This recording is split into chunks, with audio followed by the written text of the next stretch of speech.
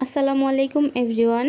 কি অবস্থা সবার, কেমন আছেন সবাই? ব্যস্ততার কারণে আমার একদমই অ্যাক্টিভ থাকা হচ্ছে না পেজে। মাঝে মধ্যে তো ভুলেই যাই যে আমার একটা পেজ আছে। তো চলুন আজকে আপনাদের সঙ্গে অসম্ভব মজাদার একটা অরেঞ্জ কেকের লেয়ারিং ভিডিও শেয়ার করি।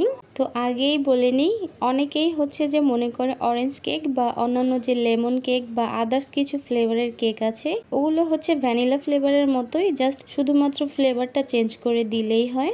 সেজন্য হচ্ছে তারা ভ্যানিলা কেকের চাইতেও এই টাইপের কেকগুলোর প্রাইসটা বেশি শুনলে তাদের মন খারাপ হয়। আসলে কিন্তু আমরা সেভাবে বানাই না। ভ্যানিলা কেকের ফিলিং বা লেয়ারিংগুলো একদমই আলাদা, আর আদার্স কিছু ফ্লেভারের কেকগুলোর লেয়ারিং রেসিপি সবকিছুই আলাদা হয়। যে কেকের যে বৈশিষ্ট্য থাকা দরকার সে কেকের মধ্যে কিন্তু ঠিক সেই বৈশিষ্ট্যগুলোই থাকে। যেমন এখানে দেখতে পাচ্ছেন অরেঞ্জ কেকের লেয়ারিংয়ে অরেঞ্জের পাই ফিলিংটা ব্যবহার করা হয়েছে। এটা কিন্তু বাসা অরিজিনাল অরেঞ্জ দিয়েই বানিয়ে নেওয়া হয়েছে। ভ্যানিলা কেকের লেয়ারে কিন্তু এগুলো ব্যবহার করা হয় না। প্রত্যেকটা ফ্লেভারের কেকের মধ্যেই কিন্তু আলাদা আলাদা পার্থক্য থাকে। তো ভ্যানিলা কেকের সাথে কিন্তু এই টাইপের কেকগুলোর তুলনা করলে হবে না।